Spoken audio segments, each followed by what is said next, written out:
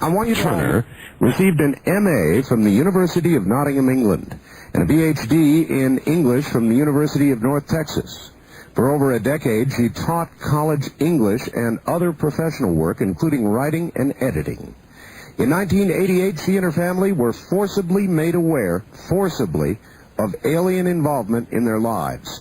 That came after a daytime sighting of a UFO by her husband, Casey, a computer specialist. With the help of Barbara Bartholic, I believe it is, an abduction researcher in Oklahoma, Dr. Turner explored the past and current alien encounters that came to her, including her husband, son, future daughter-in-law, and several close friends. The story of the first year of this investigation is presented in her first book, Into the Fringe, published in 1992 by the Berkeley Publishing Group. Working first with Mrs. Bartholic, and then later independently, Dr. Turner began to research other abduction cases in her local area of north central Texas. Since then, the cases have come from many other areas around the country. Her latest research findings are presented in Taken, Inside the Alien Human Abduction Agenda, published in April of 1994 by Celt Works, and available exclusively from them by writing to Post Office Box 32, Roland, Arkansas, 72135. In Taken, Dr. Turner presents 8 detailed abduction accounts from women in Texas, Alabama, Tennessee, Florida, New York, and Puerto Rico, as well as an update on the events she and her husband have both experienced. Some of the little-known events discussed include medical, sexual, psychological, and metaphysical procedures. In addition to these alien contacts, several of the women also tell of surveillance, intrusion, even abductions by U.S. military personnel. The correlations of these accounts and the insights gleaned from their experiences make a powerful case for UFO and abduction researchers to expand the recognized parameters of the abduction phenomenon. They further call into serious question most of the theories that have been offered in explanation of this activity. And so now, all the way to Arkansas, and to Dr. Karla Turner. Dr. Turner, welcome to the program. Well, thank you, Art. Nice to be with you. Good to have you. Hold on just one second. I'm going to put you over here instead. Okay, we've got you over in another place. Dr. Turner, apparently all this began then with an experience you had. Well, actually, it began with an experience my husband had. As far as our coming to having to deal with this, being aware of ongoing activities that once we began to investigate, of course, like most people who've had these experiences, we learned that they went back to childhood. But being aware of what they were, that did begin really with a sighting in December of 1987 of a spherical metallic object over the courthouse in the town where we lived that my husband had. And there was missing time when I went up on the hill to try to figure out what this object was. We certainly didn't think it was UFO. This week's house Like that, because it really wasn't part of the things we thought about or studied in any way. How much of a description did he have of the object beyond spherical? In other words, how close was it? He saw it while he was driving home from the grocery store, and he drove to our house and walked about half a block up a hill. From there, he had a vantage view of downtown where the courthouse was, where this object was, and it was less than 2 miles away, much less probably. Wow. The object was hanging above the courthouse, stationary. There was no movement, no sound. It was not glowing with lights, but it was a burnished metallic color, coppery colored. It seemed to be a total sphere, complete sphere, and it was fairly large, given that it was that close, if it was as close as it appeared to be, which was right over the center of town. And he watched it trying to figure out what the object might be, a weather balloon or even a movie prop. As I mentioned in the book, we lived in an area near Dallas where movies were often made on location. And it really, that was all he thought he was seeing, but he watched it for what he consciously perceived to be less than 10 minutes, and when he turned around to walk back down the hill because he'd given up on figuring it out, a significant amount of time had apparently passed he hadn't been aware of, and it was almost dark, whereas it had been quite daylight when he had gone up the hill. Wow. So then how much time are we talking about? Probably 45 minutes or so. 45 minutes. Yeah, probably. Somewhere around there. Depends on what time. We'd have to go back and look at, measuring the times. We're just guessing because Sure. it was daylight when he went up there. It was almost dark when he turned around. And So then how did he digest all this? he didn't. He told me about it. I wasn't with him. He told me about it. He wasn't overly excited. He was curious because he had never seen anything like it, and he had no explanation. As I said, he didn't even think the word UFO. When he talked about it with me, that never was even mentioned. We assumed it was a movie prop and looked in the newspapers, treated it very ordinarily. But a couple of days later, he did have an unusual event. He found a scabbed-over deep incision on the back of his leg, and he got extremely angry about it for no apparent reason. He didn't know how he got it. It had not been there that he'd been aware of at least very long, because he just found it when it was scabbing and beginning to itch, as a scab will do sometimes. Sure.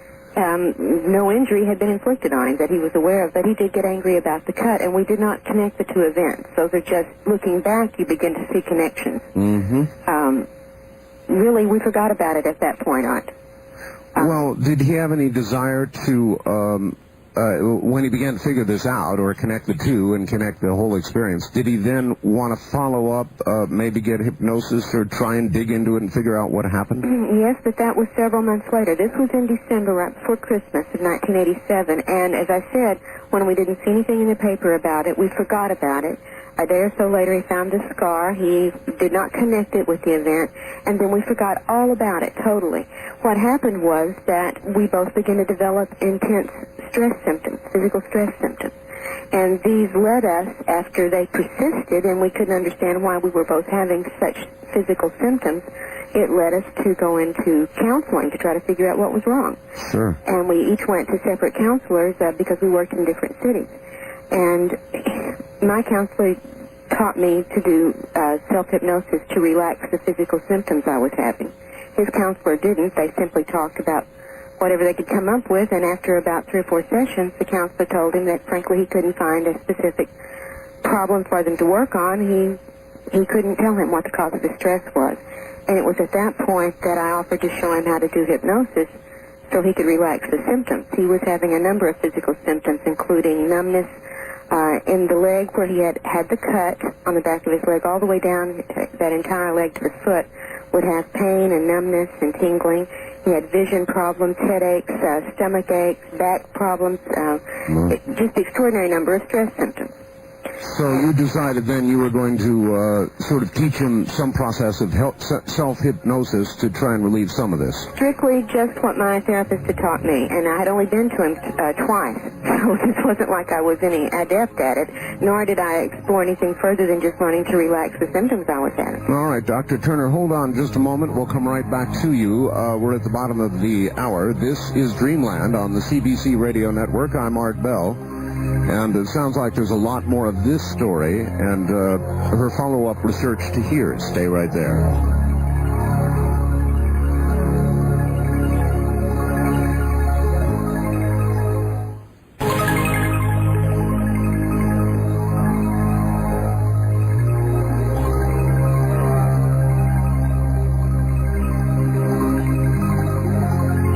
From the Kingdom of Nye, we continue with your calls on Dreamland with Art Bell.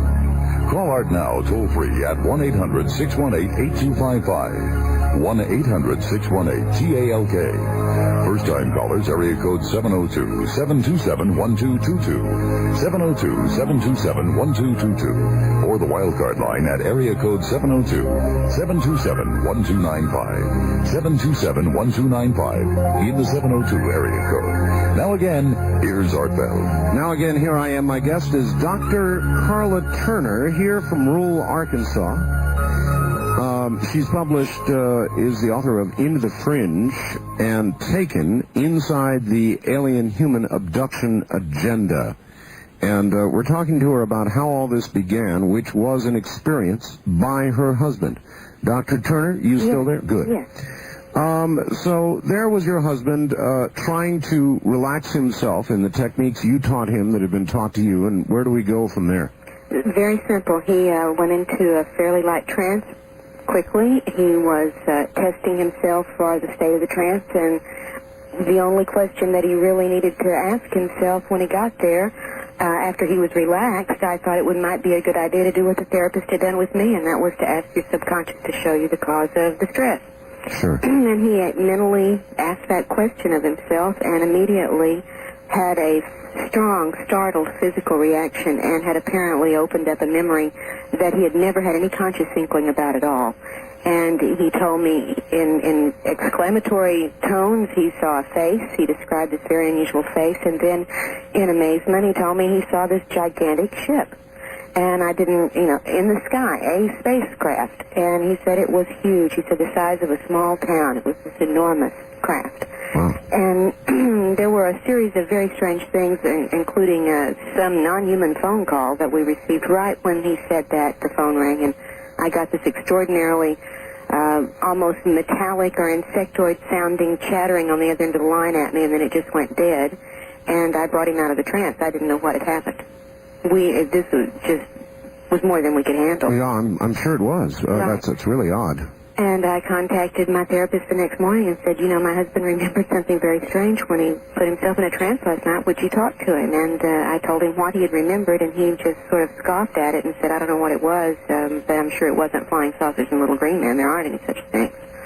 And it was a while, we couldn't find anybody. Actually, I contacted several people in the area for help, and when nobody would respond, he went back deliberately into another trance state to see what that was about. He was extremely curious to know what the context was for these memories that he had suddenly had burst through a few nights before. And that's really how it all began. When he went back and looked, he recalled bits and pieces of what seemed to have been an abduction by non-human little creatures when he was only 11 months old on a trip in the car with his father. And he had never remembered this at all, anything about this ever. And his parents came from several states away to visit the next month, and we did have a chance to ask them about the situation as he remembered it without telling them, what he had remembered. Mm-hmm. And it was confirmed in a number of ways that, yes, a trip had been made under exactly those circumstances in that area at precisely that time. We pinpointed the day it happened because it was a memorable event, because his father and he were almost 2 hours later returning from a very short errand they were supposed to run for business than they should have been and had no explanation. All right, this was in 1987, and this kind of launched you into an investigation of the entire phenomenon. Exactly. It launched us into looking into what had gone on in his past. In the process of the investigation with Barbara Barthlick, I was also questioned about anomalous past events myself and turned up things I had consciously always remembered but had never accounted for in any particular way. And we began looking into things in my past, and then we began having a series of current encounters, intruders, whatever you would like to call it. People vary on how they feel about it, but we certainly felt intruded upon. And this involved my husband and myself and my son, who lived in a different place. He was a graduate student in college, his fiancée and his roommate. And this was an ongoing series of intense events for well over a year before things finally calmed down. And so this was affecting your entire family? In other words, they were having, and you had experiences? Yes, I had things that I had always remembered consciously, but I didn't know what they meant. And I think you'll find this story from any number of people who, once they wake up to a particular experience that seems to be a trigger. For instance, my husband did recall later under hypnosis what had happened in December of 1987 in the missing time period as he was watching this craft over the center of town. He remembered an abduction occurring. He remembered a series of physical events taking place in a very rushed and hurried atmosphere, and he remembered at one point when this incision was made deep into his leg, being told, now you will remember. It is time to remember. Dr. Turner, if this craft appeared over the center of town, that was the phrase you just used. That's exactly right, in the daytime. Then lots and lots of people should have seen it. Well, one of the things I know now that I certainly didn't know then, after devoting several years of full-time effort to researching the entire subject, one of the things we know are that there are at least two kinds of sightings of craft.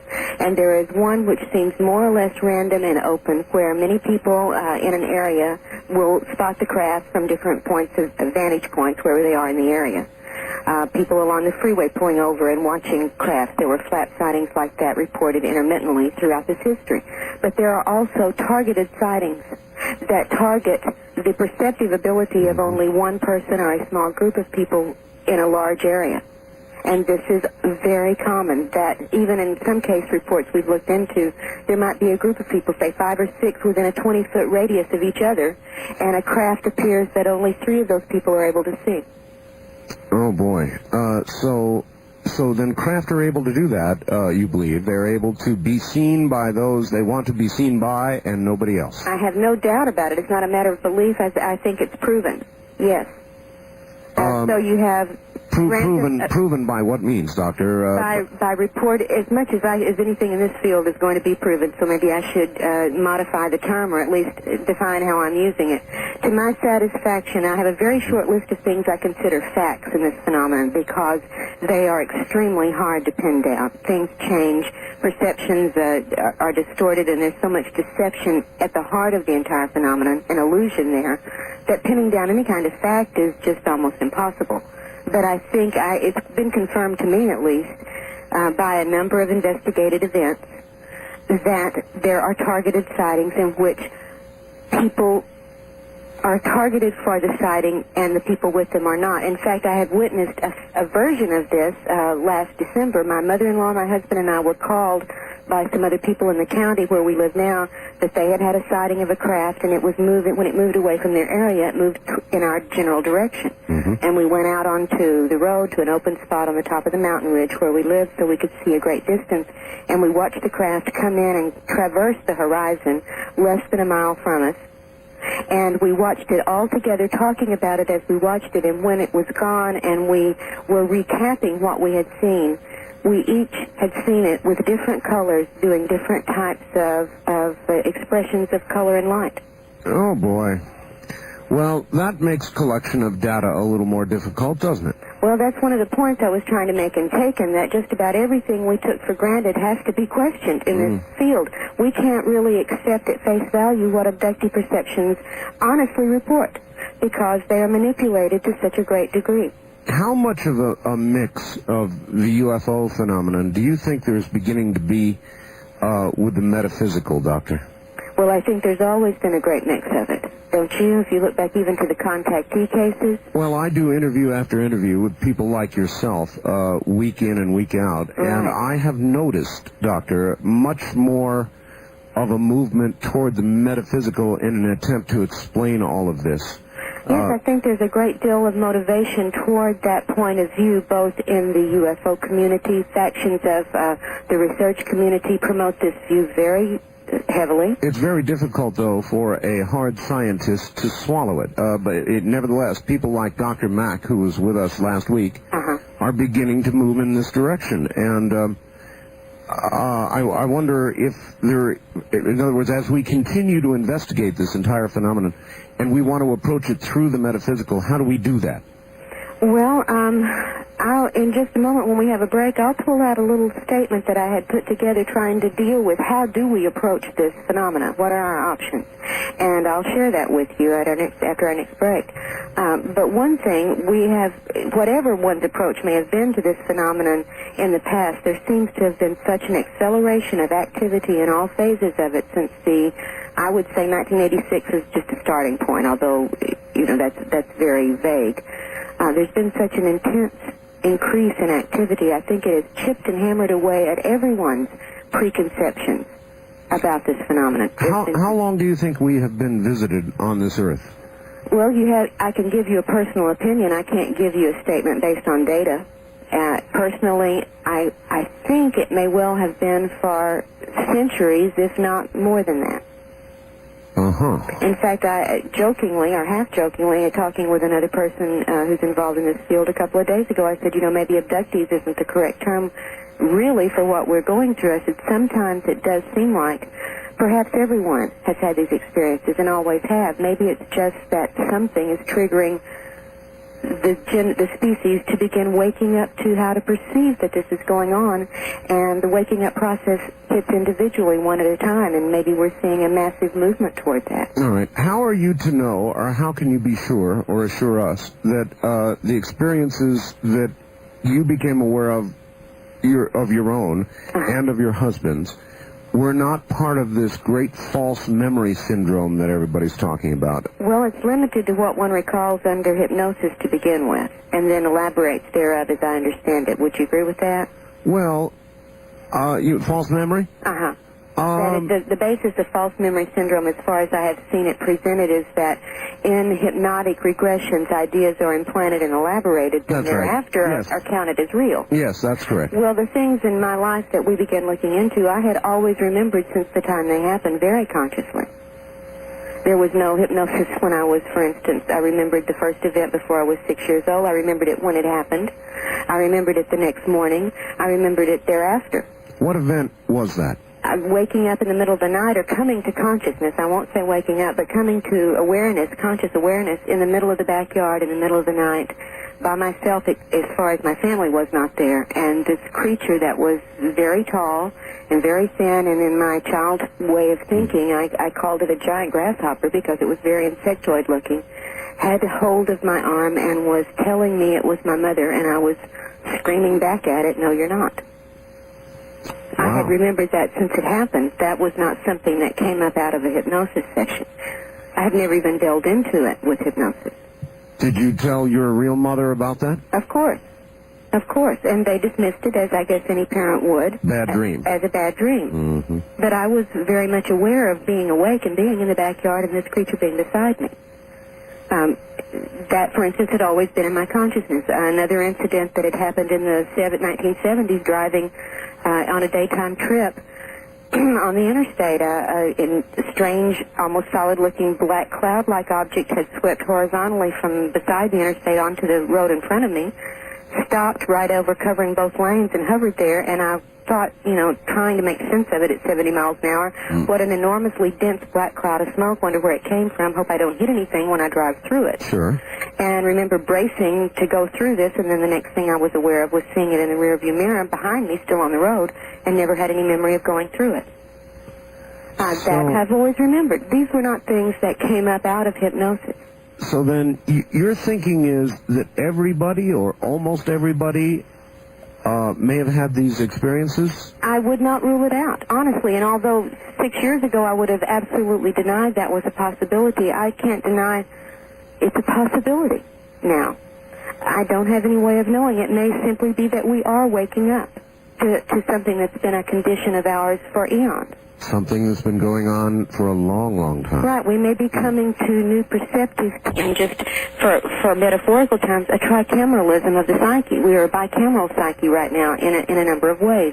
We may be developing a new set of perceptive abilities that will take us to another stage of Is that some sort of process of evolution, do you think? Certainly, either a leap, a mutation, a natural process. When it happens through the generations, there's always one generation at least that's transitional. Mm-hmm. If not, more. If not more. Many believe that the process of evolution is so slow that no single generation could notice a change. But you're suggesting we may be one of those what's the right word? I'm becoming lost here, but we're a transitional. That's the best way to put it. That may be. There are other people whose ideas about evolution are that as long it may well go along slowly for the most part, and then there are unexplained, quirky little leaps where it is fairly fast. For instance, the evolution of the Homo sapiens has some quirky little leaps in it that are not explained. All right. Well, you're on a fascinating tangent. Hold on just a moment, and we'll come back to you. Dr. Karla Turner is my guest. Do you think we're in some sort of a transitional... What a fascinating concept. It's a new one. Some sort of transitional change. Fascinating. Never thought about it that way. We'll be right back. It's not... are you there? Yes, I sure am. Good. All right, so perhaps we are some sort of transitional generation, and we're all slowly becoming aware of this. That would also, by the way, be validated by the interest in programs like this one, and it is amazing how much interest there is. Yes, there is. This is part of a lot of people's awareness as they studied this in the last few years. I think I had a real advantage not knowing anything about the entire field or history of ufology when we were thrust right into the middle of it. and having been trained through my academic work to assess and gather data, to analyze trends and historical perspective and context in different areas of activity, I was able to take in rather quickly, through a great deal of work, the history, at least that was in print, of all the different studies and approaches to this field in a fairly short amount of time. So I was able to get an overview. And one of the things that stood out was this acceleration of change after a certain point in the modern time. There seemed to have been sort of a status quo for centuries. Mm-hmm. If you look at the work of Jacques Vallée and others who've delved into the legends, the myths, the religious lore, the historical records, in fact, from ages before ours, and see that there were these intermittent accounts that fall within the realm of the UFO phenomena, it was fairly static as far as the acceleration of activity until the modern age. And then we see certain kinds of activity beginning, and then beginning massively, and then those becoming more and more complex, leading up to the massive numbers of people who I believe are telling the honest truth about what they think has happened to them, reporting honestly on events as they've perceived them, and the numbers are staggering. What do you think all this is headed toward, this increased awareness, even this evolutionary change? What is it headed toward?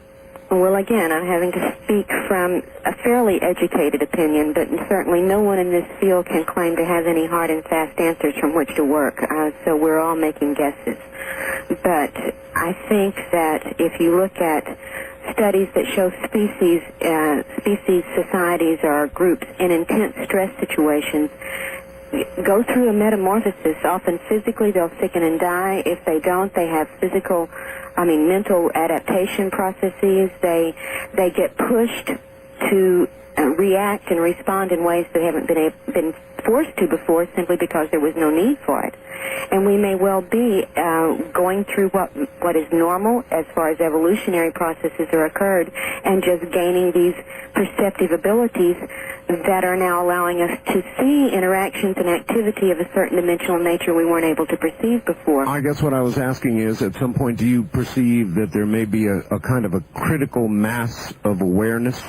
I think that's theoretically possible, sure. I think it may be necessary if we're going to really encounter and confront and deal with this situation as we have it right now. Yes, I think most people, you get the feeling most people are asleep to the subject. But if there were, as I see growing in the past several years, numbers of people waking up in different ways, then you begin to think, yes, this could have a critical mass effect. Mm-hmm. What would that, do you think, result in socially? If somehow we all began to become aware that, oh yes, not only have we been visited for hundreds of years, we're being visited now. It's occurring to many, if not most people. And it's not a visit. Yeah. It's something quite different. Well, okay, let me take off down that road. What is it? My best opinion is that it is some form, metaphorically speaking, of farming. That we have some source, we are a source for certain somethings, qualities or physical materials or energetic energy patterns. I have no idea, although all of those are possible given the data of the abduction report. Hopefully, we are not as cows are to human beings. Well, hopefully, but realistically speaking, that's not out of the realm of the data possibilities. That if our cows begin to develop, say, self-consciousness, and they begin to perceive their situation more accurately, we would have a big problem on our hands. We would certainly have to change our method of interacting with the cows. And when we see the changes that have accelerated in the past few years, 10 years, in this phenomenon, you begin to wonder what's made them change from hundreds of years of fairly static procedures. Would you think that if that was the scenario, that, if you'll excuse the expression, our creators intended for us to be self-aware or not? I think it may be one of those ironic accidents. And again, I'm theorizing. You're talking theory, I'm going to talk theory back, but I'm not going to talk any theory that goes greatly against the data as I know it. All right? Well, that's fair enough. All right. We are at the top of the hour, so hold your response if you would, please. Okay. We'll be back to Dr. Karla Turner, who's coming to us from rural Arkansas. And we'll talk more about abductions next. This is Dreamland. It's just not fitting. The boxes are very limited. One thing we have to be committed to is, I think, researching the widest possible body of data instead of being very selective because of personal biases or personal preconceptions about what we're going to consider. But the problem is when you put it in the box, you don't have a good fit. If what's going on here were known to someone, it would be worth the rest of the world's attention, certainly, to know what the answers might be. I don't have any. We were talking about theories a while ago. Certainly everybody's got a theory. I would like to comment on something you did say earlier, though, about Sure. perhaps these creatures might have been our creators. Yes. I think probably if we wanted to examine a variety of evidence types, including some of the more ancient records, we might find that they could be considered more correctly perhaps interloping farmers. Interloping farmers. Well, the way that we, as a species, the human species, has taken over wild animals Yes. time and again and domesticated them and Yes. genetically altered them for our benefit. Well, that's true. While we certainly did not create cows, No, we we could didn't. be considered their farmers, couldn't we? Exactly, and we've genetically manipulated them through the centuries through selective breeding programs in the beginning and Yes, we then have. through more laboratory-type methods in the recent years. All right. We use cows for food. Right. While you don't rule that out with regard to how the aliens may be using us, what is your best guess, based on your research, as to what they're doing with us? Well, they're doing a variety of things with us, and this is what makes it hard, Art. We know they're taking certain kinds of substances from us. They take sperm, they take ova, they may well be taking fetuses if we can trust the perceptions of the people who've reported this. They take body fluids, they add fluids to our system. They take flesh samples, hair samples.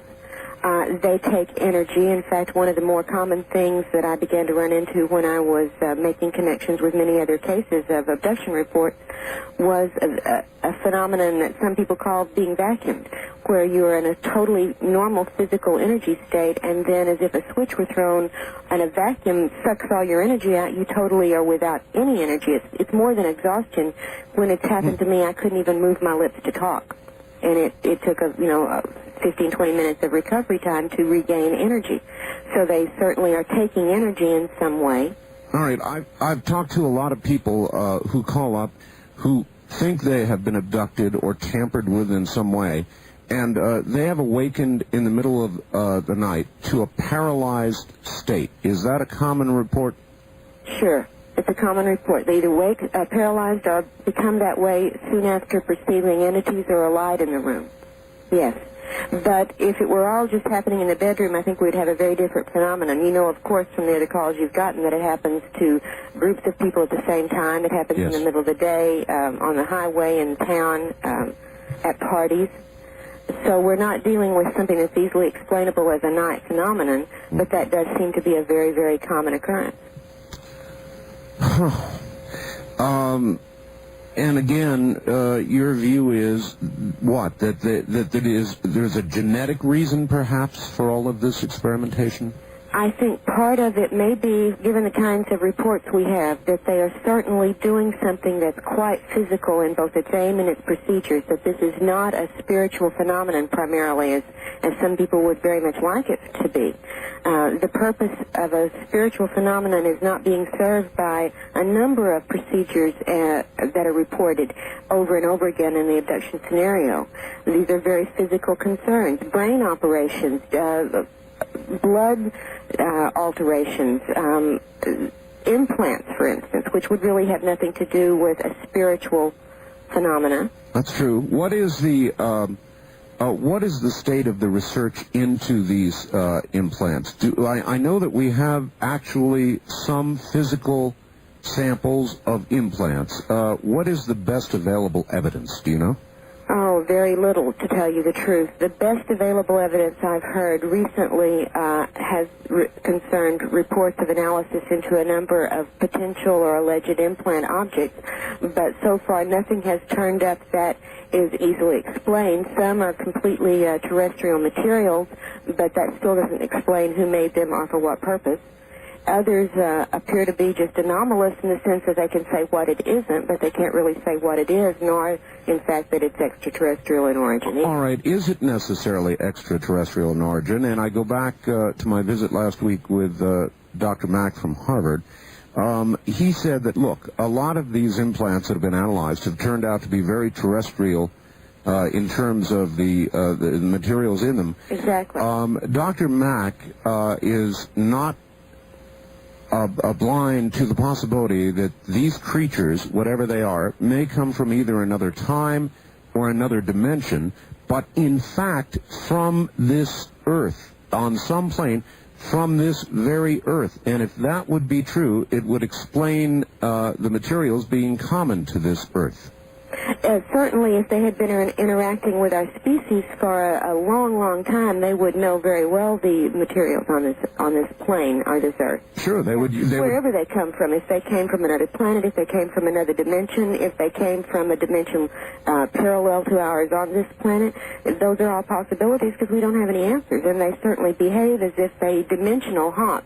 In a sense, they manipulate dimension. They manipulate time. There's no doubt about that. And their physical activities, as we've observed them, show they manipulate spatially. All right. In your book, Taken, you go into 8 separate cases. Right. Apparently, all women. Yeah, this time around, I focused on 8 different women's cases. I thought it gave one of the points of doing this project was to give an adequate sampling of in-depth reports, so that correlations and comparisons could be made. And I thought it was one more factor that was part of the correlation process, that these cases all happen to be women. The book I'm working on now that should be available by December concerns one man's case. So I don't just work with women. I don't want to leave that impression. All right. By the way, there are very few by number women who are UFO investigators or investigators in your field. Most of the people investigating in this field seem to be men. Have you noticed that? Of course, yes. And it's not been easy to be one of the few women in this field, I'll have to say that, although some people have made very good efforts toward me, but still I think not only do I have that strike perhaps against me considering the numbers of women who aren't in this field, but also I have a strike in some people's eyes against me because I have had personal experiences that in some people's thinking is a contamination that means I shouldn't research. And I guess I could see their point of view, but I think, on the other hand, it gives me additional advantage in researching. Well, if you really had the experience, and I went 48 years of my life, Dr. Turner, without seeing a UFO, and then finally saw one almost a year ago, it compels you, and so I can easily understand why you would dive into this research. It's not easy. What have your colleagues said? Academic colleagues? Yeah, that's right. Very little. In confidence, several have talked about personal sighting experiences, but never publicly. I left the area where I was teaching in 1991, was the last semester I taught in the spring, and I moved to another state, so I really haven't been in contact with them since then. What they may think about it now, I can't tell you. However, they are among the rest of the population in this abduction statistic field, that there are people at the university level who have experiences, just like there are, in one case, probably the most extreme as far as deprivation I know, a case in the Ozark Mountains of a family so remote and so without access to what we would think of as contaminating material. They had no electricity, no television, no any really contact, very menial labor, and the woman was totally illiterate and couldn't read. And yet her experiences parallel those of the college professors and the doctors and the artists and the housewives who also have this. You said there were a number of things, or at least a few things, that you could nail down as certain about this entire phenomenon. Well, there's certain things that I have now, to my satisfaction, I accept as fact rather than as theory. What are those? Well, so some of them include, for instance, the fact that we don't know, there is no evidence. It is a fact we do not know where these creatures come from or what, in fact, their true nature is. In other words, I have not found any of the theories to explain their origin or their nature to be overwhelmingly proven by the data. Let me try approaching it, though, from the other angle. Are you convinced, Doctor, through your research, that this is a hidden hand, that there are aliens, no matter where they may come from, who are here? Yes, I have personally experienced it. It's a matter of knowledge and experience with me, not even a conjecture. Not even a question? No question. What they are, I cannot tell you, and I don't think anyone else can either, but they're not us. And as to their purpose, all you're sure of is you don't know? Well, on my list of facts, number 2 on the list is that at least some of these creatures are consummate liars and deceivers. This is a fact. There is no doubt, and the evidence goes back to the beginning of the contactee scenario all the way through reports I've gotten in the last week from cases that are ongoing now. All right, give me a good example. What makes you believe they are consummate liars? Well, they have made, over the years, to particular individuals, a number of very specific predictions or warnings or scenarios that have never come to pass.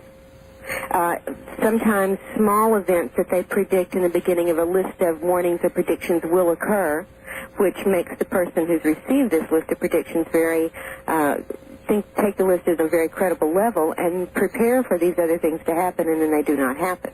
Now, this goes back to the early 50s as far as reports of interactions and communications from these creatures. They also have given a number of contradictory explanations to various abductees for the same procedures or the same part of the agenda. For instance, and as I talk about this in Taken, one woman was shown at one point during some of her encounters a cloned copy of her body. It was inert. And this happens in a number of cases. Many people have reported seeing inert human bodies. Sometimes copies of themselves, sometimes not, just other bodies. And one case, Pat was told that these bodies were for the resurrection. Now, throughout Pat's experiences, a religious symbology was employed with her because it was she had a very strong basic faith. By the way, is it your view that those who start out with a very strong religious faith attribute their experience to some sort of religious occurrence? I think they may tend to, and I think that tendency is greatly amplified by the programming of the aliens themselves. They'll take on whatever guise works or follow whatever procedure really accomplishes their program. Let me take it from their point of view for a second. Why do you think that these beings are not connected to what we think of as traditional religion in some way? A lot of religious people will say, well, these are devils, or they're angels, or they're spirits, and this is not an area we should be even looking into.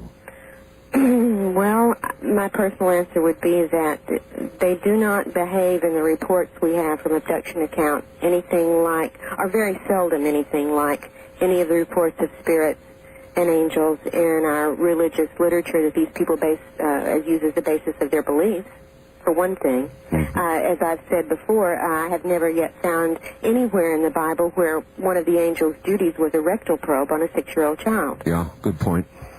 Good point. All right, now that's a starting place for questioning that. Secondly, the entire range of their procedures with us make that very suspect.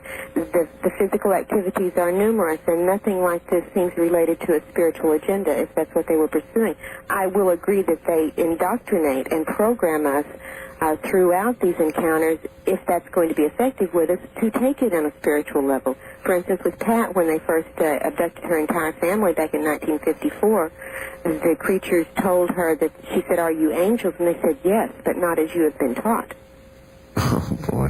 You know, but that works with Pat. In another case, with Lisa, she was also shown a clone of her body. And she was not told anything about a spiritual use for this when the resurrection, when Jesus returns and we get our new bodies. No, she was told instead that this body, it was used in a sense to threaten or warn her that if she were not cooperative with the ongoing program of whatever it is they're doing with her, that she could be replaced by this body and no one would ever know the difference. Those are not consistent answers. I wonder how many of us have been replaced. Well, in the next book that I'm getting ready to publish called Masquerade of Angels, we're going to delve into exactly that question because the... Oh, that is the title of your book, the working title, Masquerade of Angels? It is the title. It is, yes. Oh, what an intriguing title. What made you pick that? Well, I hope you'll get a chance to read this story and you'll probably see for yourself. It deals with one man's experiences, a psychic, practicing psychic for more than 20 years, a man named Ted Rice, who began his work in Atlanta and is now in Louisiana, has lived a number of places, and grew up intellectually and spiritually grew up into the spiritualist, metaphysical, what would be the precursor of the New Age movement very early on, very intensely, very actively. Dealt with what he thought were spirit guides for a number of years until he had a massive, very intense abduction experience by obviously not spirit creatures aboard a spacecraft along with a number of the neighbors down the street where he lived. So he did a quick reassessment. He did begin to look for some explanations. Nothing his spirit guides had ever given him had anything to do with this, had ever prepared him or discussed it, whatever. So we began this has gone on for several years now. The investigation into his lifelong series of events is probably more in-depth than any one investigation I've been involved in, and we've got a number of signed affidavits attesting to the veracity of the accounts. We've done hypnosis with a number of people after their conscious recollections have been recorded. The verification of these series of events is extraordinary, and among those, we have to deal with the question of cloning and replacement, and in fact, the nature of the human soul, and what we may not have understood about it all along. The nature of the human soul. Exactly. Because one of the things I will not discount, one of the things that's on my list of facts is that these creatures show a for me, very disturbing interest in the human soul. That's very interesting, Doctor. I did a series of interviews with a friend of mine whose name is John Lear. Do you know that name? Yes, I've heard Mr. Lear speak on a couple of occasions back in the 80s. Mr. Lear, in latter interviews, and I'm going to do another one, I hope, with him soon, referred to the human body as a vessel for the soul. That the aliens regard our bodies as a vessel for the soul. Have you heard him say that? I've not heard him say that, but I've heard a number of abductees who have reported being told that and having that lesson stressed to them by the aliens, and I think there is a reason for that. Certainly, one of the things not only in much of the alien contactee and channel material, but also in the New Age movement in general. All right, Doctor, I've got to hold you there. We're at the bottom of the hour. Stand by. We'll be right back. This is Dreamland.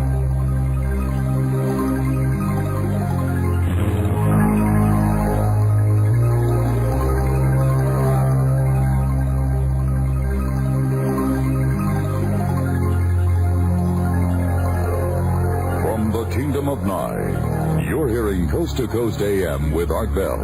Much more than just a talk show. Dreamland. To participate in the program, call toll-free 1-800-618-8255. That's 1-800-618-8255. This is the CBC Radio Network. Well, it is that. This is the Dreamland program. All the numbers you just heard, though, are just fine. My guest is Dr. Karla Turner, and she's written 2 books, working hard on a third now. The first 2, one called Into the Fringe, and the other, Taken, Inside the Alien Human Abduction Agenda. And frankly, that's what we've been talking a little bit about, is their agenda, and we're going to do more of it in just a moment. I'm Art Bell. Stay right where you are. It's not that often that I get a chance to tell you all about a product that is effective. We begin taking phone calls, I promise, so if you want to get on the lines, Dr. Turner is going to be available to you in just a moment. Dr. Turner. Yes, sir. I want to finish up on the souls. Yes, I'd like to go back to what we were discussing about before the break, if I could, for just a minute. Yes. You were talking about John Lear saying that the bodies are containers or vessels for the soul. That's right. As very different things. Going back to what we were talking about even earlier, if these interloping farmers had begun genetic manipulations with the species that they found here, to bring it up to a more useful level for them, one of the things that they might have tried to do or might have done was to increase the level of intelligence in the species so that it could, in fact, pretty much tend its own farm. If you get my understanding. I'm afraid I do. All right. And then this being what they propose to do, the purpose of this, it inevitably having its own reactions thereafter in the species, what might have led up to the transition that we're maybe making to a new level of intelligence, an additional perceptive intelligence. And if that were the case, and you knew that your cows were waking up in this manner, wouldn't it be one of the things you would want them to very much believe, something you would want to instill in them very deeply, to de-emphasize the value of their physical nature and physical existence? Yes. Wouldn't you, if this is a product you are using in some way, wouldn't you want it to not have be placing a great emphasis on its physical nature? And one of the things that they very often do tell abductees and contactees is that the body is of no importance, it is just a container, don't worry about it, free yourself from it. They downplay our physical existence very greatly in part of their programming. And I think I can see a reason why they might be doing that. If they regarded us as we might regard cows who are slowly awakening, yes. Right. Ooh, right. It's very unsettling, disturbing thought, though, for an awful lot of people. I know it is. It's for me too. But when you start looking at the straight data, the real reports, not being censored and not being doctored in any way, you have to consider how do we account for all of this stuff. And we see over and over that they take from us, that they manipulate our understanding and screen our understanding of what they're doing with us, and they're doing a great deal of physical work with us, which seems to be also transgenerational. We've seen that an ongoing genetic sort of program, perhaps. And if we were waking up to the fact of our being used, our being a resource, certainly they would not want us to be overly attached to our physical existence if they're using it. No, I do agree. All right, let's, I've got to do this. Let's go to the audience and begin to take a few calls. You've given me a lot to digest. On our toll-free line, you're on the air with Dr. Karla Turner. Hi. Hi, Art. Where are you, sir? I am in Seattle. Seattle, all right. Great show tonight. Thank you. Great show. I really enjoy listening to the doctor. Now, you were saying that there's been reports of, bodily fluids being taken. Yes. Is that correct? Yes, that's right. Now, what if, say I was abducted 20 years ago, what are the odds of me receiving a phone call from Mars, collect, and somebody wanting child support? I mean, if I have a son that's 20 years old on some other planet, what are the odds that I might meet him? Well, I think that's a humorous way to look at it, but I don't think you have to worry about it. If you were going to meet him, they'd probably make sure it took place. I would like to say, however, that I am not at all convinced they are actually hybridizing and breeding the way that they have very strongly led us to believe. I think there may well be something else going on, and that is a cover story in effect. Great. So I wouldn't worry about any little babies out there. As far as having living, breathing, individual soul-like existence as we understand it, no. Certainly they do take our reproductive material and they're doing something with it. The evidence does indicate in some ways that they may well be using all that material to grow their little gray worker machine. Wow. Instead of making hybrid children as the point of their work, it may be a resource for their slave system, their machine system, their industrial equivalent, whatever you'd like to call it. All right, thank you. So, Doctor, the Greys, as we call them, you may regard as sort of worker bees? Well, I certainly have, in my physical encounters with them, had a very strong and deep and clear impression that they were not soul-bearing creatures. People have reported over and over again that they don't seem alive, there's no emotion, there's no soul energy, in a number of these worker sorts that come in and do sort of routine procedures. Yes, and they are remarkably fetal, they're remarkably humanoid. They may be a genetically manipulated version of the fetus, grown and developed in certain ways as a dedicated program machine. Do you think, Doctor, this is way out in the speculative area, But do you think that we were supposed to become aware, or do you think that this growing awareness that we appear to have is an unexpected byproduct? I think that it's likely it could be an unexpected byproduct. It may well be something that we would naturally have evolved to on our own without genetic intrusions at a much later time.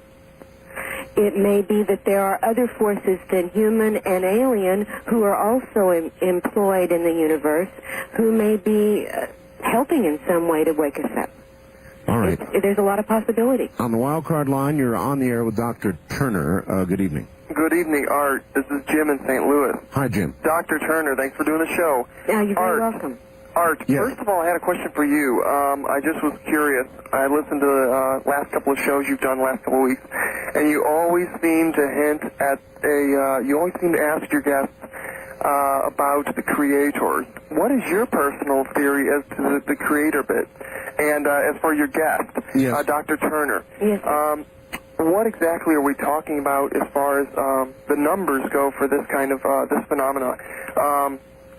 And is it happening worldwide? I mean, outside of the country? Yes. And is there research being done in other countries? And also, I had a couple of theories that I wanted to run by you. The implant thing, being of organic materials that aren't otherworldly, isn't the best? I mean, I buy into the theory that that's just simply so that they're not detected. I think that it works that way very often, yes. Okay, and secondly, I was reading Dr. Jacobs' book, Secret Life, and I was trying to figure out if I was being abducted repeatedly, and I had to put a stop to it. I mean, I was trying to think of ways that I would try to prevent this abduction experience from reoccurring. Right, I can And get with that. as I know that they don't seem to like, I mean, these beings, they don't seem to care for video cameras being around. They want to remain secret. Could you, like, perhaps handcuff yourself to your bed or something like that? We've Okay. had a number of people people try a number of different ways to protect themselves at night, and of course you've heard the story of the person who did use a video camera set up toward the bed, and when on nights nothing happened, it showed absolutely no activity, and then one night, looking at the tape from that night, what it showed was the person getting up out of bed, going over to the wall and unplugging the video machine. Mm-hmm. You know. What about getting the help of a third person, literally handcuffing yourself to the bed? I have one person right now has reached that point where they have tried tying themselves to their to her husband or to the bed, and it doesn't seem to make any difference. All right, he asked a couple of other questions about the numbers and whether it's a worldwide phenomenon. Well, Dave Jacobs, I know, probably reported, if you've heard him on interviews or at presentations he's given on the Roper poll a couple of years ago, that based on their statistics, estimated that perhaps 1 in 40 Americans had reported details that would match up with this scenario. Jacobs has said in public and in private both that those numbers were actually much higher than that on the original poll statistics, and that frankly they watered them down because they didn't think people would believe them. So we're talking about higher potential numbers than 1 in 40, perhaps 1 in 20 or 1 in 10. We don't really know. Because, as we find out, when people do wake up and become aware of it, it's been going on throughout their lives without them being aware. How many other people are not aware yet? There are a lot of people not aware, Doctor, and one phenomenon I've noticed from doing this kind of program is, of many of those who are not aware, when they're confronted with the kind of information you've been giving tonight, they respond with outright anger. I mean, they flat get angry. Absolutely, and that's a fear reaction. That anyone who has a very, very strong reaction, either obsessively or in angry and denying terms, one wonders what motivation, because that is not a typical, normal, unaffected reaction. And I can understand it. I don't want this to be true either, and I certainly have not been, I don't know that I would have ever chosen to be aware of it, to tell you the truth. All right. On our toll-free line, you're on the air with Dr. Turner. Good evening. Hello, how are you? Fine. I'm Kimian calling from Portland, KEX. Yes, ma'am. Hello. I just want to make a few calls. Great show tonight, or a few comments. I feel that there are answers to these questions. Each weekend on Dreamland, we keep hearing, we don't have the answers, we don't have the answers. I had an experience in 1986, so similar to Dr. Turner's. I, too, in Las Vegas, saw a craft in the middle of a busy intersection with my husband at that time, and no one else saw it. And I've often wondered if that's a phenomenon that other people have experienced. My life changed after that. I did much research, and a lot of my research has led me to books and that involve people channeling information from beings through telepathy. Through telepathy, the same way that these abductors communicate through the abductees. I know a lot of people are, skeptical when we mention channeling. I'm one of them. Yes, I'm another one because there's no possible way to verify anything that they give us, much less the source of the channeled material. And I'm just a very skeptical person, I hope by nature and by training both.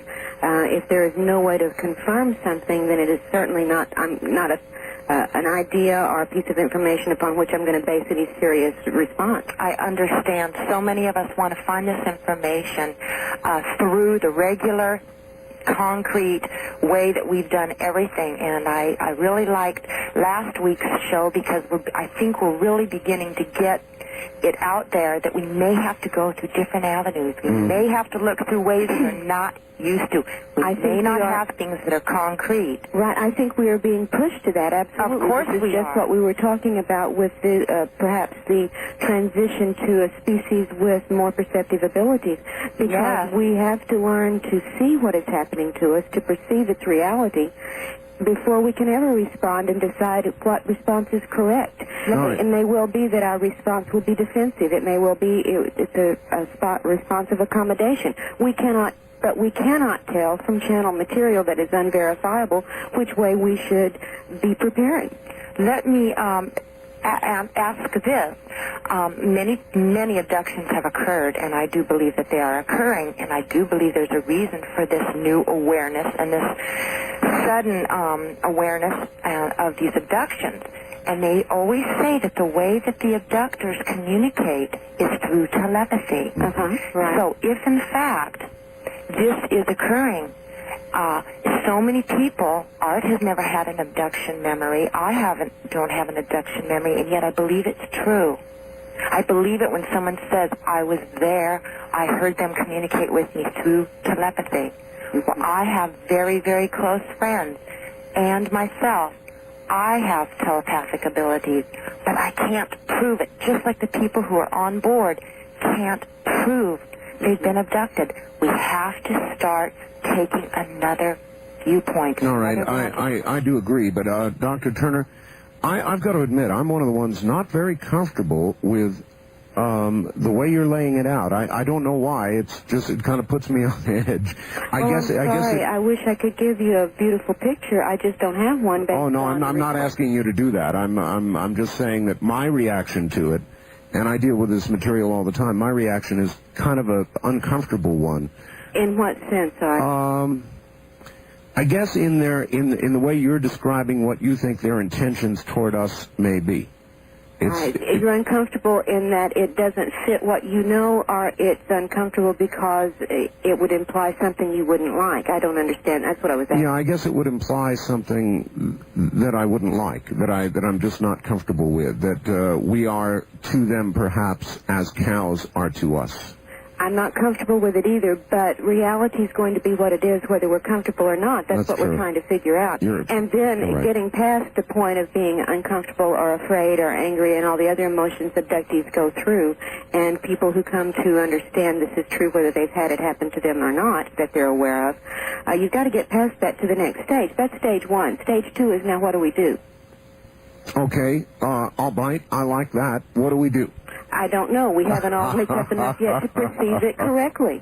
We are perceiving bits and pieces still, and we are so highly manipulated by these beings. The nature of it is deceptive and elusive, illusionary. And until we can see past that and learn techniques for penetrating that, we're not going to know how to respond. All right. On the first-time caller line, you're on the air with Dr. Turner. Good evening. Yeah, this is Jamie in Northeast Oregon listening to OK Gold. Yes. And my question tonight, well, basically, two things. The first one is in the evolutionary topic earlier tonight.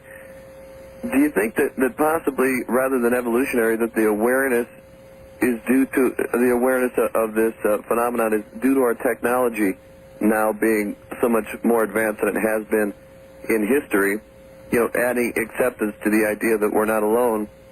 All right. I wouldn't think it would be our technology. No. What do you think, Dr. No, Turner? I certainly don't. I think, for instance, what I see is in individual responses to the phenomenon. I see people waking up to some of the illusions while they're still in the experience. They're not doing it through technology. This is a one-at-a-time thing that I'm seeing happen, and yet it has an effect, a ripple effect through society's thinking and perceptions and acceptances.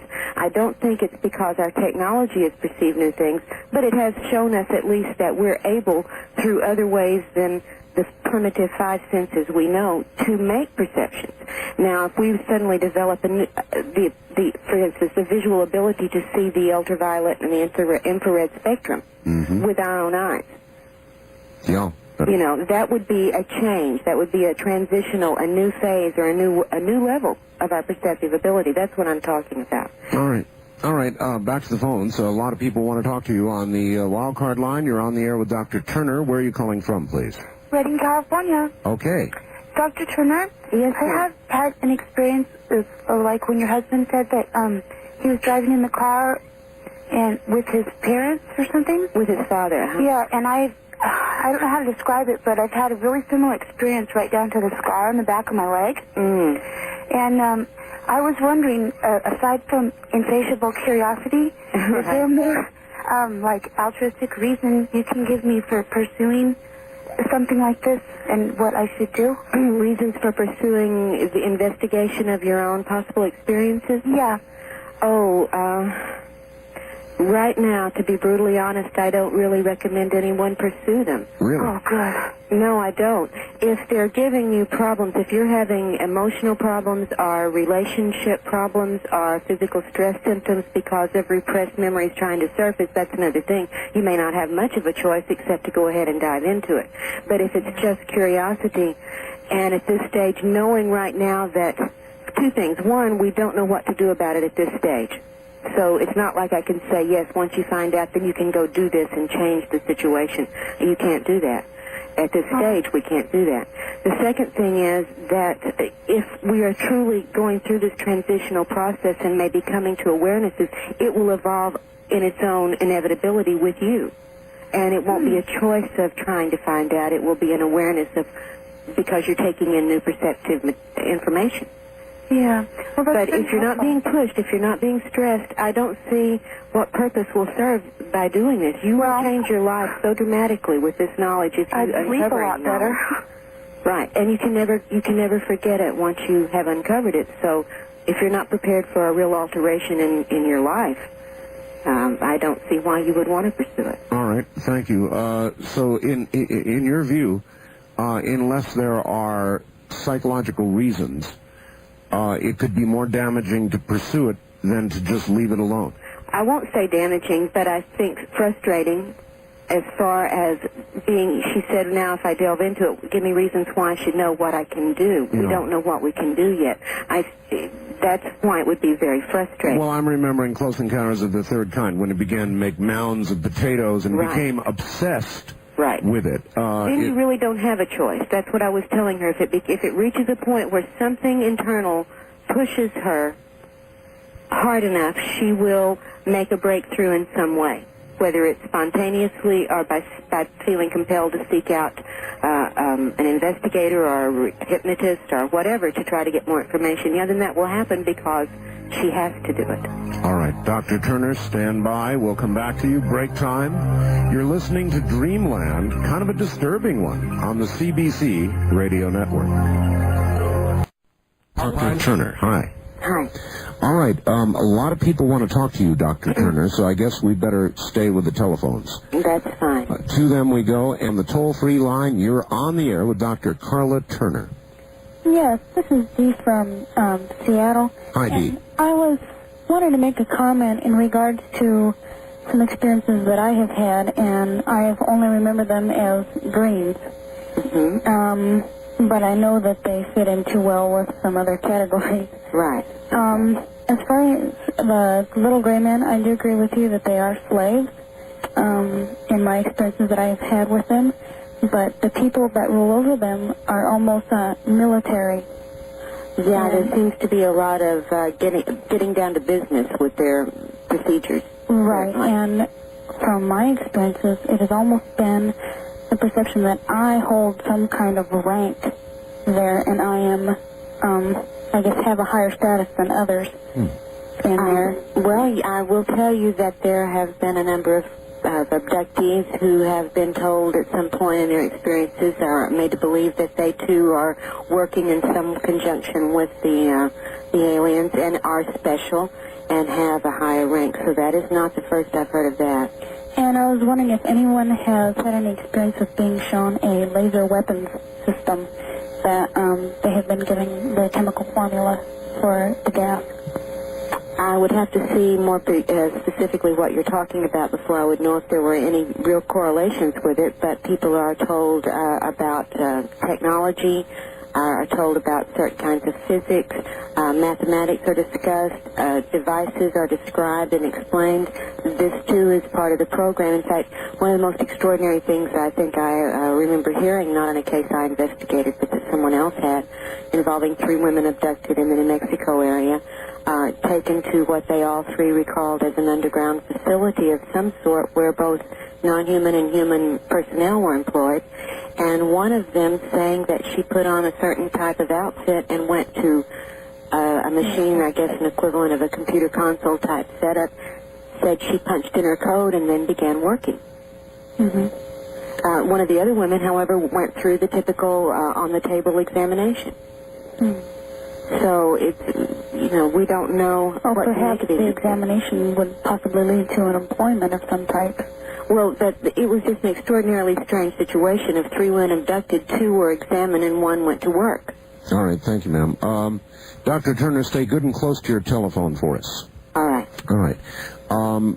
Again, on the wild card line, you're on the air with Dr. Karla Turner. Good evening. Hello there. Hello. Hi, I'm calling from Northern California, Art. Yes, sir. This is Sparky. Your guest there has lots of right-on ideas and researching. Dr. Turner, it is?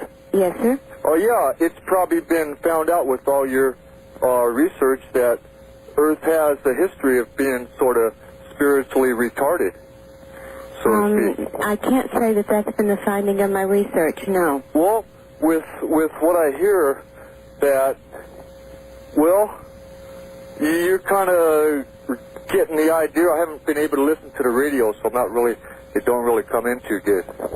Okay, so I'm lost that we're...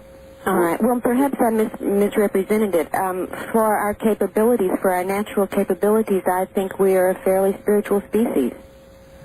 And again, circling back, we were not necessarily, in your view, meant to begin this awakening, to in other words, realize what's going on to us, with us. That may be right. sort of a byproduct. Right. It could be an unhappy result of something unforeseen from the manipulations they have been doing with us all along. Or again, it may simply be part of a natural process. Whatever stage we're at after their manipulations, we still continue to change. Okay. On the first-time caller line, you're on the air with Dr. Turner. Hi. Hi, this is Debbie from St. Louis. Hi, and, Debbie. I had a question about if they are interloping farmers, then how do you explain the purpose for aliens showing women their hybrid babies and telling them to hold the child? Right. There's a number of possibilities that could explain it. One female who had gone through this process was very clear when it was over about her assessment of why they were doing it. She felt it had very little at all to do with the actual well-being of the child, that it was more of an experiment or test-type situation to elicit certain emotional responses from her for whatever purpose that they needed them or wanted to study them. She felt that it had very little to do with the baby. The responses of people to these so-called hybrid infants that they're shown and told belong to them in some way ranges from instant love and bonding to repulsion to bewilderment to rejection. There's not an overwhelming sense across the board that these are really their children. There's that scenario being presented for them, but whether it's an accurate one or not, we don't know. So there's no sense of what they're trying to achieve with that kind of union. Well, I can see a number of reasons they might want to, but again, we're theorizing to bond us in a certain subordinate position, to convince us on some level that this is a benevolent interference, to elicit more cooperation from us. If you're bonded by sharing offspring, that's a pretty close bond. It sure is. You're not always in equal relationships in that bond, however. Certainly there would be, reasons for that kind of approach in the setup from their point of view. All right. On the wild card line, you're on the air with Dr. Turner. Good evening. Good evening. This is Jody, KOH Reno. Hi, Jody. Hi, Doctor. Why is it, the last caller hit on it a little, why is it that it's only the people reporting about the hybrids that you seem to doubt? And also I'd like to know, who is it that you think the Bible is referring to when it speaks of demons and angels? Thank you. All right. Great questions. I appreciate it. First off, I don't mean to imply that I doubt that part of the abductee story. I do not. I know very deeply that these people are telling the honest truth. And it's a matter of whether what they saw and thought they experienced is the actuality or if it is something else. One of the things I talk about in Taken and we'll be discussing in more detail in A Masquerade of Angels is a capability these creatures have called what I call virtual reality. I borrow the term, I admit that, where scenarios are created for a particular targeted person that feel to all the senses as if it is actually occurring when in fact it is not. And we've had a couple of cases where it has been witnessed by people outside this targeted person's sphere of activity who have watched. In fact, I talk about this in the first chapter of Taken. Two people unaffected watching a third person going through an experience that to her was absolutely real, and she was awake while it was happening and they were in the room with her. But what she was convinced happened was not perceivable to the people unaffected by the energy field that had coalesced around her. All right, demons and angels. Demons and angels. I don't know what demons and angels meant to the people who wrote about them originally. I'm not in their mindset or in their frame of reference to know what they specifically meant by it themselves. I just know we give it a lot of different interpretations now. These creatures have capabilities that seem supernatural to us, but they would not perhaps seem that way if we had equivalent technology or if we had equivalent perceptive capabilities. I don't know if that's why we've always put these creatures perhaps on a supernatural plane. Well, she said, what do you think the Bible was talking about when it mentions demons and angels? It could have been talking about creatures like this in some instance, in some cases. I don't really know. I think that makes sense given some other things that are recorded not only in the Bible but in other world religious documents. All right. On the toll-free line, you're on the air. Good evening. Good evening. This is Fritz from Phoenix calling. Hi, Fritz. Dr. Turner, yes, when will the medical profession that does abductee research, like yourself and many, many other doctors out there, psychiatrists, realize that the abduction scenario must be turned around in a positive direction? You can't stop it. You know it's going to continue. Get the fear out of the program. I agree with you entirely. There are two things going on in the abduction field right now as far as I can tell, and one is abductee therapy, which is the major activity going on in the field, which is exactly what you say, helping people who need the help learn better how to cope with the scenario that they cannot change. That's therapy. I agree. I don't do therapy. I'm doing research. That's a totally different thing with a different goal and a different approach. But certainly, yes, you have to learn to cope. However, I would point this out also. It is the minority, as far as I can tell, of abductees who actually need medically trained mental health professionals to assist them in coping. Most of us have had this since our early childhood. We have already found coping mechanisms, or we wouldn't have reached adulthood sanely. It is the minority, or it is at very temporary times that people go through so much stress or so much discomfort that they need professional help. For the most part, we cope very well, thank you. It's funny. I'm trying to analyze my own feelings, Dr. Turner, about why this, the scenario, I guess the way you laid it out, disturbs me so. And he was talking about fear. I guess a little bit of this, to me, if this is true, I feel a little bit of that fear. I understand. I have felt it myself, and I don't know anyone involved in this, even if they think it's the most wonderful thing that happened, has not felt some fear at some point. All I can say is that fear does you no good. You have to get it out of your system, the sooner the better.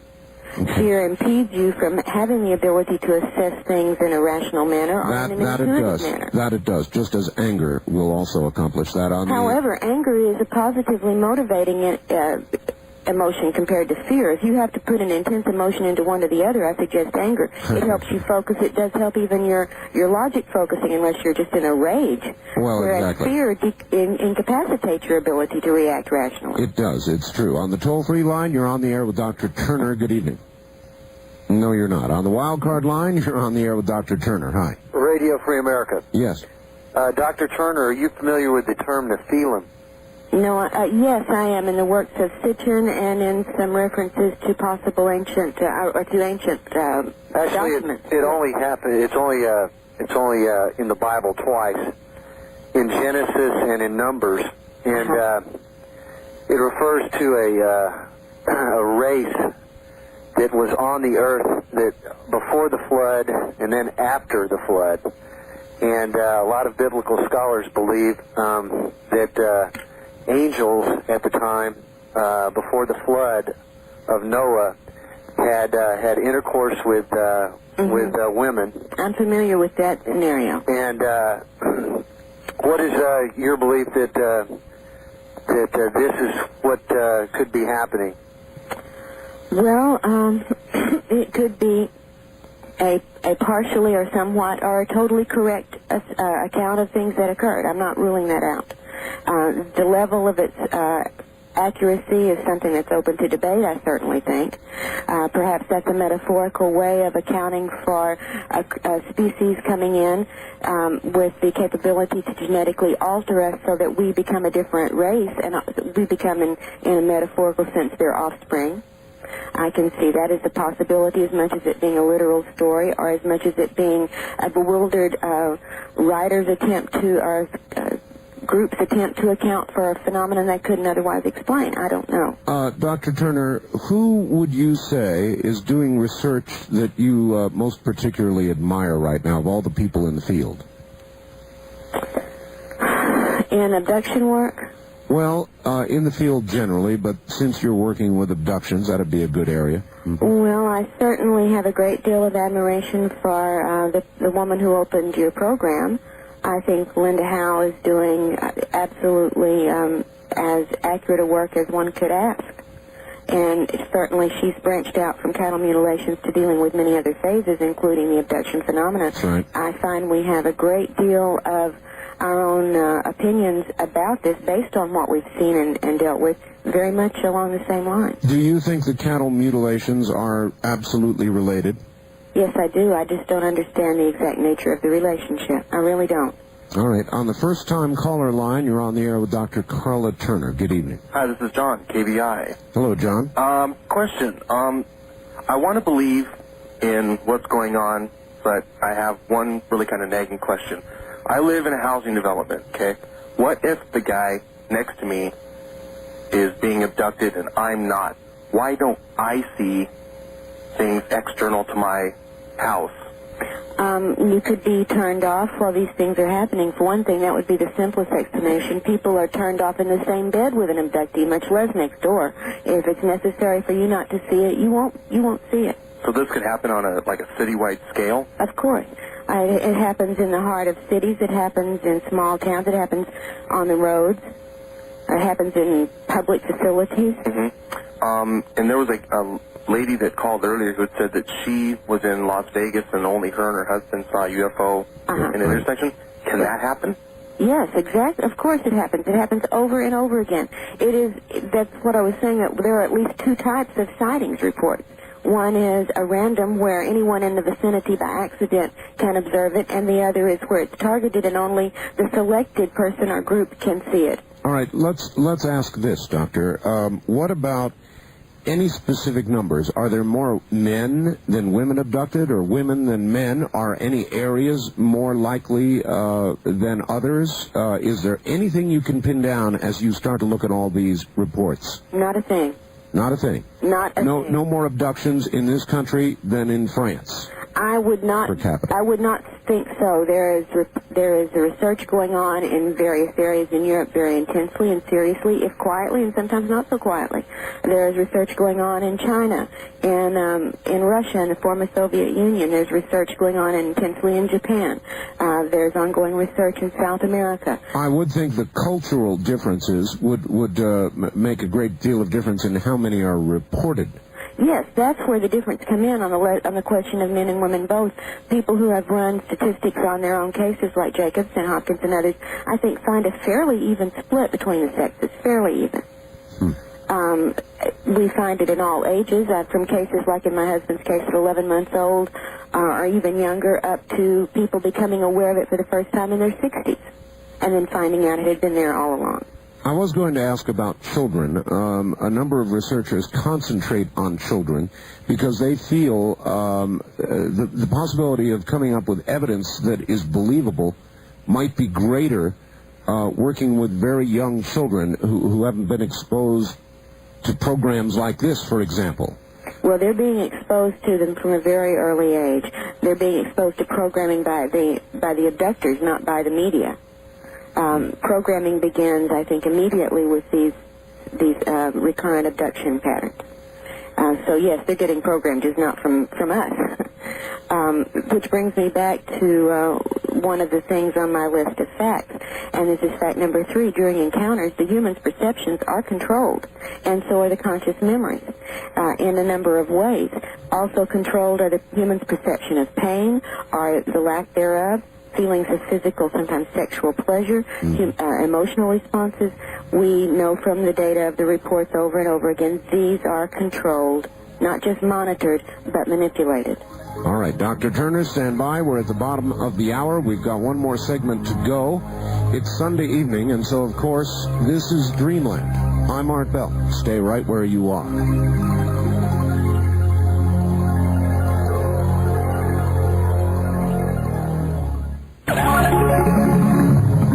This is a pre-recorded, previously broadcast program.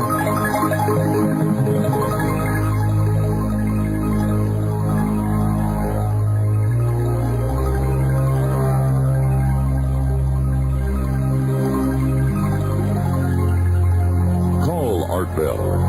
In the Kingdom of Nye, toll free at 1-800-618-8255. 1-800-618-TALK. First-time callers, 702-727-1222. 702-727-1222. Or use the wildcard line at 702-727-1295. This is Coast to Coast AM on the CBC Radio Network. Well, no, it's not. It's Dreamland, but the numbers are good. Good evening, everybody. My guest is Dr. Karla Turner. And the subject, of course, is abductions. And Dr. Turner, I'd like to ask you, what about, we haven't touched on this yet, what about the supposed great government cover-up? Is it your view that our government knows what's going on? It's my experience that there are government agencies of some sort involved in gathering information about this phenomenon as far as the abductions are concerned. I can at least tell you that from first-hand experience, and I think the research of people in other aspects of this field have pretty much confirmed through a number of methods and means that there is government knowledge of something going on and some extent of involvement in studying it. A number of cases that I'm personally acquainted with and have investigated in some instances have had evidence and memory of, as well as other kinds of evidence of, interrogations by apparently human military personnel of some sort about this subject. Normally, in an abductee type situation, normally when they are compelled to go to a certain place to meet and be taken by these personnel and then to be questioned in an altered state of some sort before being returned. Sometimes they're threatened, sometimes they're not, but the subject of the questioning is what we are experiencing in these encounters. All right, very good. Back to the phones. And on the toll-free line, you're on the air with Dr. Karla Turner. Good evening. Yeah, so I'm calling from Southern Oregon. Yes, sir? I know a lot about the subject of UFOs, and I know quite a bit. I can tell you this. I think the only way that we'll be able to find out about what is really going on is we change our concept as regards the world of our environment. You know, a fundamental change in the way we see things. And I also wanted to add that I'm sure your guest probably knows about this, that certain mushrooms that contain tryptamines and psilocybins can also create, I don't know if you call it I guess you would call it a hallucination. The same sort of altered state that UFOs produce. Yes, all right. Some sort of altered state, Doctor? That may be true. I know that there are altered perceptions from certain hallucinogens, yes. However, in abduction phenomena, we have evidence that is more than simply what a person thinks they saw or maybe hallucinated. We have external types of evidence, after effects from these events that are very physical and external to the person. So we have evidence that at least in some cases, these are physical phenomena. All right. On the wild card line, you're on the air with Dr. Karla Turner. Good evening. Hi, Art. Matt in Portland. Yes, Matt. Dr. Turner, you talked about it just briefly. I wanted to know what you found out in your research about underground bases, what takes place in these, places if they do exist. If they do exist, if the reports are of a reality rather than of a staged or illusory scenario of some sort, and that's always a possibility without further external confirmation, either way. All right, I take that as a given. But the reports themselves, whatever their nature, talk about various kinds of activities in apparently underground facilities. Often they have both human personnel, either scientific or military or both, and then non-human creatures of various kinds in conjunction there with them. Sometimes these seem to be more or less military-type stations or bases. Some are reported to be research-type facilities, and others are reported to be what the people sort of refer to as processing plants, in which very horrific scenarios are reported involving mutilations of humans, and this is something that goes into the more lurid side of the material. But nonetheless, it comes from a number of different cases and reports, not just the few that people may know about, and it often has come from people who are what I call UFO virgins, who really have had little or no exposure to this material and certainly wouldn't know who John Lear was. All right. Dr. John Mack last week and others who've been on this program have said that there's a strong message that comes from the aliens, or whoever they are, about ecology, about our ecosystem. What do you know about that? That's accurate. Many people are given messages or information about upcoming destruction or crisis situations on the planet. Some are shown scenarios as holographic future events of great physical destruction or other kinds of chaotic situations. Yes, that is reinforced with these scenarios, these visions and scenarios very often. All right. What about sending a message to the aliens? Does that sound crazy to you? In other words, if you've got somebody who's repeatedly being abducted, what about the possibility of sending a message with them? To the aliens? Uh-huh. Well, if we assume that the interaction is designed on the aliens' part for them to try to elicit certain information from us. They're totally in control of the situation, first off. They're after certain things, certain procedures or certain exchanges of information, if you will. You're not there as a voluntary cooperating party who has any input into what's going to go on. They control what happens. So you can't go in with a message from someone and expect them to pay any attention to it. It just doesn't seem to have happened.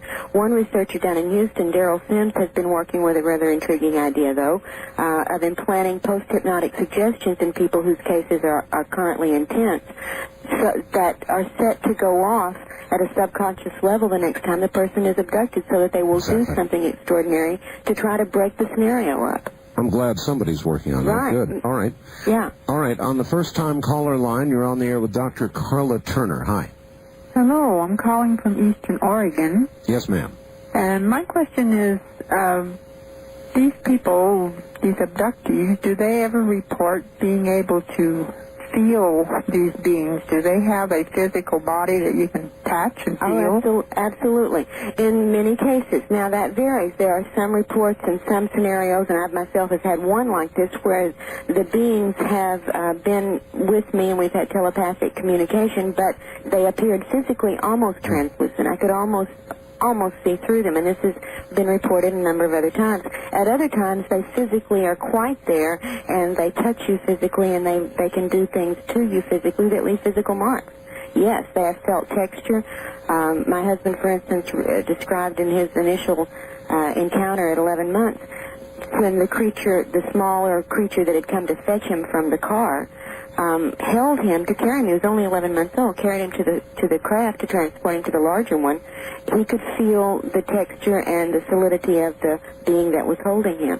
When he was aboard the larger craft and a different type of creature was with him, examining him closely, he even reached up and recalled touching inside the creature's mouth. This was not one of the little grays with the non-functional mouth.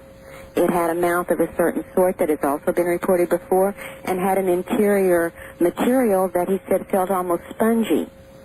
Oh, how odd. All right, on the toll-free line, you're on the air with Dr. Turner. Good evening. Good evening. Yeah, I had a comment based on an earlier caller's question, and all right, sir, where are you? I'm in Seattle. All right.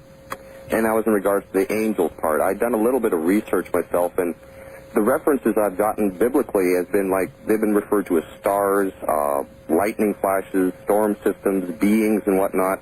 So it's kind of like anything, well, and by the literal definition of the term, it's messenger. Mm-hmm. So an angel or a demon is if someone perceives that they're getting some message from something or somebody, right, based on their own perspective, if they have a positive or a negative reaction to it, that will become an angel or a demon. If you remember, I can remember a couple instances, but nothing specific, but it was like they telepathically communicated to whoever they were speaking to, and one of the first comments that was communicated was fear not type of a thing, like don't stress out over the situation and just kind of go with whatever's happening, you know. And that's one of the very most common initial communications during an abduction, especially the bedroom encounters, is the creature communicates, do not be afraid. Mm-hmm. And another thing you were saying about how you could be in an area and some people will see something and other people won't. Right. There was a phenomenon I heard of and related to, what was it called? Called geophysics, or geophysical warfare. It was actually a whole scenario that was researched by the government, but they had found out there was a natural phenomenon in the south of Germany. In the late summertime, there was a type of field that kind of inhabited an entire valley, and the whole valley kind of became lethargic and lazy. And it wasn't exactly, they would try to do things or something, but they just kind of became listless and kind of relaxed and couldn't really motivate themselves. So, like, there's natural phenomena seeming to go on without any particular cause, but if someone has kind of researched this type of thing, they might be able to manipulate it down to a level where, they can just kind of tune into a certain frequency. Well, it also may be one of the functions of the implant. Some people, we don't know what they are, so people hypothesize, and some think they're monitoring and tracking devices. Others think that they are devices to monitor some bodily system or function. We have some evidence also that they are used to control in a number of ways the person in whom they're implanted. All right. Doctor, we have one last break. Hold on just a moment. We'll be right back to you. My guest is Dr. Karla Turner. This is Dreamland. Do you remember the time when you... Hi there, Dr. Turner. Hello. It's been quite a program. You pull no punches, and if information about this subject is negative, I've noticed you're not hesitant to present it. Do you think a lot of researchers hesitate to do that? Yes, I do. I think that even admittedly they do. For one thing, there are some people whose concerns also include getting as much general acceptance by the mainstream scientific, medical, educational communities as they can, and you cannot hit them with this full force with all of the raw data they feel. They try to make it more palatable so that they can bring the person or the group or the into this more gently, more slowly, where it becomes more acceptable, and they can learn to at least open up and think about these subjects. I can understand that. Also, it is a frightening situation sometimes if what we see is taken at face value. The trouble is right now we just don't know if it should be taken at face value. With virtual reality capabilities, any number of things can be presented for our pseudo-experience that are not actually there. So we're dealing still on a very primitive level with what in this is real. I asked this of a number of researchers, and I will ask you. Given a choice, if you were about to be abducted, Doctor, and you had the opportunity to do it, would you run like hell, or would you sort of lay back and just experience what was about to happen to you? If I had a choice to experience it or not, that's right. Certainly I will say no until I have more understanding of what this is involving, of what the purpose is, what my part in it is, and what it's going to be ultimately used for. All right. On the wild card line, you're on the air with Dr. Turner. Good evening. Hi, Art. This is Jim and Chico. Listen to KP. Hi there. I had an off-the-wall question. Has the guest ever looked into whether the abductions are with people that have, like, healthy genetically, like have no health problems in their family and so forth, or does it matter? It is a good question. What about that, Doctor? It doesn't seem to really matter. Seems to be pretty much a cross-section the way most of the general population runs. People with health problems, people who are inordinately healthy, people who develop health problems afterwards, people who are cured of health problems afterwards, people with handicaps, people with mental disabilities. It doesn't seem to matter. Have there been records of cures after abductions? Oh, certainly. Yes, of different kinds of either illnesses or chronic conditions or diseases, but as often as there have been cures, there have been reports of physical harm or after effects on the person after the abduction. Sometimes very serious, sometimes not so serious. See, the problem for any scientist is this whole damn thing is so random.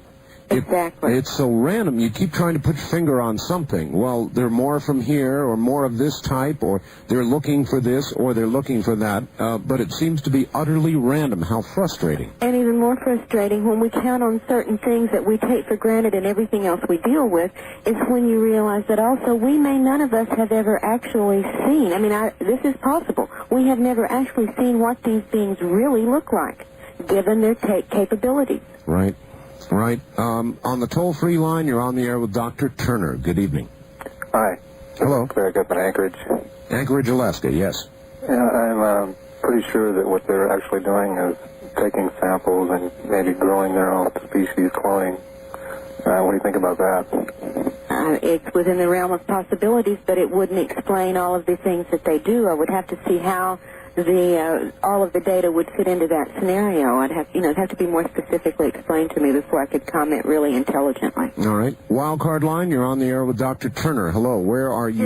Yeah, this is Mark calling from Kogo in San Diego. Yes, Mark. Hi, Dr. Turner. Hello. I wanted to talk about an off-the-wall possibility, and that's the possibility that perhaps I don't want to say spiritual, but perhaps the mental powers of the collective intelligence of all the people are perhaps creating this, that that they're bringing it into being? Well, that's a theory that I've heard expressed before. I mean, maybe it is off the wall. I think that we would have to then redefine what we call bringing into being, because these things are photographed, videotaped, leave landing traces, permanent ones, are on radar. They have a real physicality. If we're creating that, then we might as well call ourselves gods, huh? I wanted to ask a question about what you said. You said that you thought the beings were more concerned with the physical rather than the spiritual or mental. Could you explain that in more detail? Right. I think their agenda, unfortunately, is not a primarily spiritual program as they would have us think sometimes, and as we would ourselves like to believe sometimes. That they are here simply for, say, assisting us through an inevitable transition phase of some catastrophe, or assisting us to make the transition psychically and spiritually to the next dimension or level. Things like this are reported very frequently. I don't think that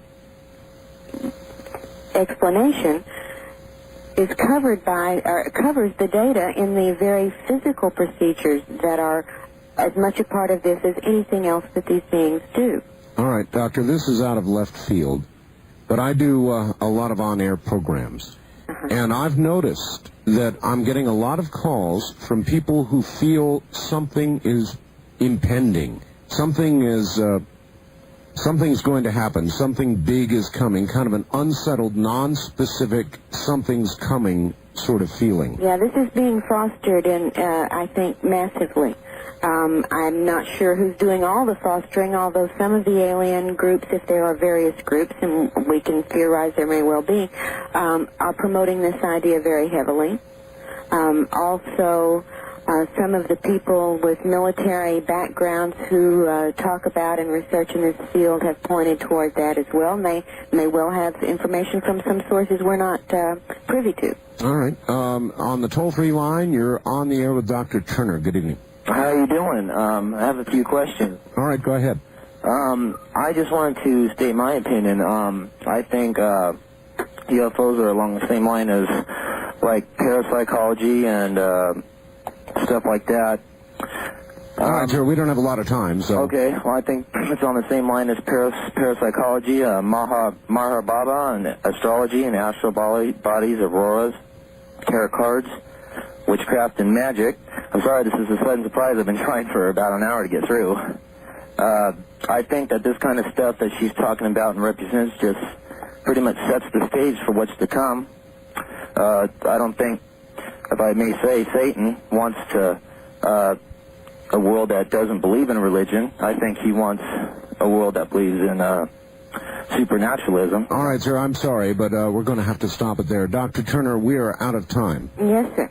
I'm terribly sorry. We're going to have to do this again. You've been a very good guest. While it's been unsettling, it's been fascinating, and I would like to know that you would come back and do it again. I would very much like to. There's so much material we didn't even get close to talking about, and I would love to do it again at any point. May I add one thing about my book? Sure. It is not now just exclusively available from us, although I'd be happy to take any individual orders, but many bookstores, especially the ones that carry this material routinely, can get it from a number of distributors nationwide now. Good enough. Thank you, Dr. Turner. You're very welcome. Enjoyed it greatly, Art. Take care. Anybody who wants a copy of this program or any Dreamland program can get it by dialing 24 hours a day, 503-664-7966.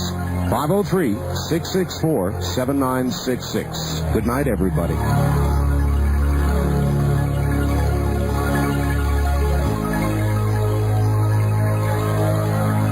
This has been Dreamland, a program dedicated to an examination of areas in the human experience not easily nor neatly put in a box.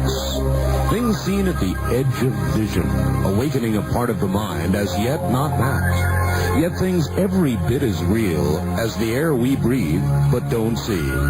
Please join us again next week at this time for Dreamland.